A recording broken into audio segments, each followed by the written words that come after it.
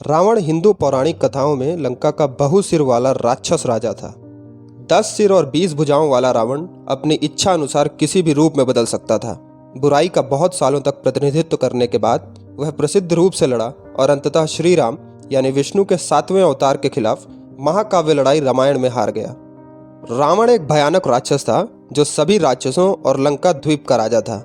उसके पिता विश्वास एक ऋषि थे और उसकी मां निकासा एक राक्षस और नरभक्षी राक्षसों जैसे पिशीतासन की मां भी थी।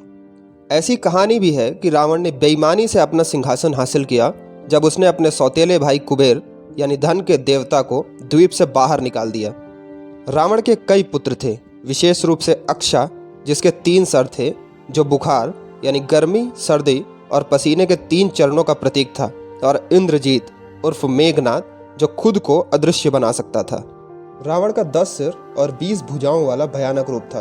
उसका शरीर युद्ध के घावों से भरा हुआ था और वो देवताओं के साथ अनगिनत लड़ाइयों में जीता था। 3 घाव जिसमें से प्रमुख रूप से विष्णु के चक्र, इंद्र के वज्र और इंद्र के हाथी ऐरावत के दांतों के घाव थे। महान देवता ब्रह्मा के प्रति उसकी भक्ति और तपस्या के माध्यम से रावण अजेय बन गया था और वह किसी भी रूप को धारण करने की शक्ति रखता था। विभिन्न मानवीय रूपों से लेकर पहाड़ों और मृत्यु तक वह किसी भी रूप को धारण कर सकता था। वह इतना शक्तिशाली था कि भूकंप और तूफान ला सकता था, लेकिन यह भविष्यवाणी की गई थी कि रावण का अंत फिर भी एक महिला के कारण ही होगा, और ऐसा ही हुआ भी। रामायण सबसे पुराना संस्कृत महाकाव्य है और 5वीं शताब्दी ईसा पूर्व के आसपास लिखा गया था। रावण के नाम की व्याख्या एक रंगीन मिथक यानी मिथ में लिखी गई है। उन कहानियों में से एक जहां वो दानव राजा नंदिसा यानी भगवान शिव को चुनौती देता है। कहानी के अनुसार एक दिन जब रावण सरवन के पहाड़ों से गुजर रहा था तो उसकी मुलाकात बंदर के चेहरे वाले एक काले बौने से हुई। बौने ने रावण को आगे जाने नहीं दिया क्योंकि उसके स्वामी भगवान शिव वहां शिकार करने में व्यस्त थे और उन्हें परेशान नहीं किया जाना था। रावण ने प्रश्न किया कि यह शिव कौन है और उसने क्रोध में पर्वत को हिला दिया। रावण ने शिव और उनकी पत्नी पार्वती को चिंता में डाल दिया और पार्वती जी डर गई, लेकिन शिव ने शांति से अपना पैर जमीन पर रखा और पूरा पहाड़ रावण की कई भुजाओं के ऊपर गिर गया। रावण ने दर्द का ऐसा कर्कश रोना निकाला कि शिव ने उसका नाम राव यानी रोने के ऊपर राक्षस रावण रख दिया। भगवान शिव से विनती करने के 1000 साल बाद रावण को उसकी दुर्दशा से मुक्ति मिली और वो भगवान शिव का सबसे बड़ा भक्त बन गया। बहुत से लोग नहीं जानते होंगे, लेकिन रावण भगवान ब्रह्मा का वंशज भी है। रावण एक प्रसिद्ध ऋषि विश्रवा का पुत्र था। विश्रवा प्रजापति पुलस्त्य के पुत्र थे जो ब्रह्मा के मन से जन्मे 10 पुत्रों में से एक थे। रामायण के कुछ संस्करणों के अनुसार जब भगवान राम को लंका जाने के लिए उनकी सेना द्वारा बनाए गए पुल के माध्यम से आगे बढ़ने के लिए शिव का आशीर्वाद प्राप्त करना था, इसके लिए एक यज्ञ की स्थापना करनी पड़ी और पूरे क्षेत्र में भगवान शिव का सबसे बड़ा भक्त रावण को कहा जाता था और वह जन्म से ही ब्राह्मण भी था, जिसने उसे यज्ञ करने यानी पुजारी के लिए सर्वश्रेष्ठ उम्मीदवार बना दिया। ऐसा कहा जाता है कि रावण ने भगवान शिव की कृपा पाने के लिए गहन तपस्या और अनुष्ठानों की एक श्रृंखला की थी और अंततः उसे भगवान द्वारा कई वरदान दिए गए थे। रावण ने सम्मान सहित यज्ञ प्रदर्शित किया और वास्तव में यज्ञ करने के बाद भगवान राम को आशीर्वाद भी दिया। रावण ने सीता जी का अपहरण किया था, लेकिन रावण फिर भी प्रतिभाशाली और बहुत अधिक ज्ञानी होने के लिए जाना जाता था और आज भी जाना जाता है, और यही कारण है कि भारत के कुछ हिस्सों और श्रीलंका में उसकी पूजा की जाती है। वह अब तक के सबसे विद्वानों में से एक था। यही वजह है कि भगवान राम ने अपने भाई लक्ष्मण को रावण के पास बैठने और उससे शासन कला और कूटनीति के महत्वपूर्ण सबक सीखने के लिए भी कहा था। कहा जाता है कि रसोइया, सारथी, द्वारपाल और अपने भाइयों के साथ अच्छे संबंध रखना कितना महत्वपूर्ण है, इस बारे में रावण ने लक्ष्मण का मार्गदर्शन किया था, क्योंकि यही वे लोग हैं जो सबसे ज्यादा नुकसान पहुंचा सकते हैं। रावण ने लक्ष्मण को यह सलाह भी दी थी कि उन्हें कभी भी शत्रु को कम नहीं आंकना चाहिए और ज्योतिष में विश्वास करना चाहिए।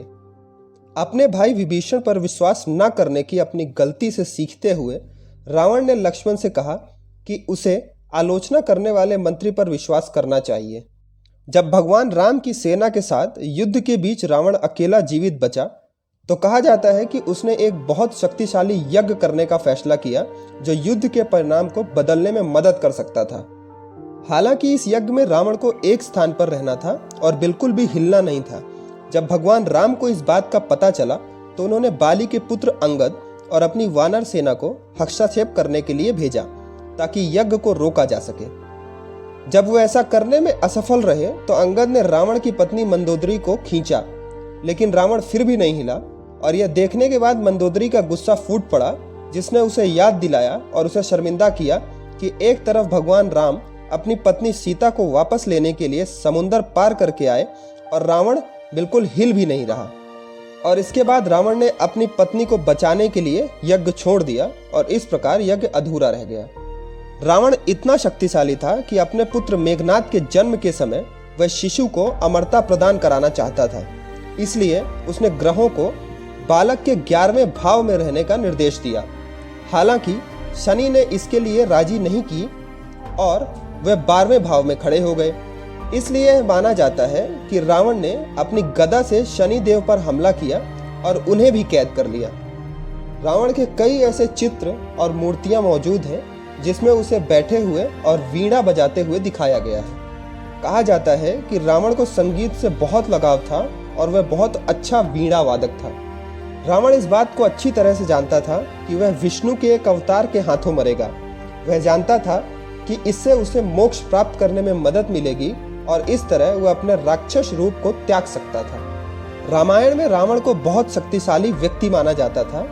वह अपने शारीरिक शक्ति के साथ साथ अपनी बुद्धिमत्ता और रणनीतिक सोच के लिए भी जाना जाता था। रावण को अक्सर 10 सिरों के साथ चित्रित किया जाता है, जिसे उसकी अपार शक्ति और ज्ञान के प्रतीक के रूप में देखा जाता है। उसके प्रत्येक सिर को उसके चरित्र या व्यक्तित्व के एक अलग पहलू का प्रतिनिधित्व करने के लिए कहा जाता है। कहा जाता है कि रावण को देवताओं से कई वरदान या आशीर्वाद मिले थे जिसने उसे लगभग अजेय बना दिया था।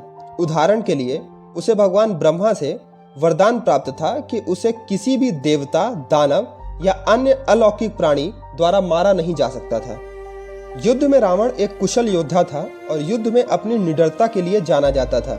वह सबसे शक्तिशाली हमलों का भी सामना कर सकता था और बिना आराम किए कई दिनों तक लड़ सकता था।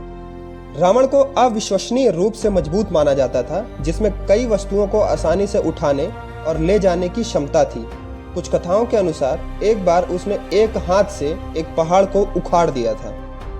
रावण को कई जादुई शक्तियों के लिए भी जाना जाता था, जैसे कि अपने आकार को बदलने या अदृश्य होने की क्षमता, उसे भ्रम पैदा करने या आग या पानी जैसी प्राकृतिक के तत्वों को नियंत्रित करने की कला भी आती थी। रावण लंका का राजा था, जो कि एक शक्तिशाली साम्राज्य था और अपनी सैन्य शक्तियों के लिए प्रसिद्ध था। उसके पास राक्षसों, असुरों और अन्य राक्षसों की एक विशाल सेना थी और वह कई पड़ोसी राज्यों को जीतने में सक्षम था।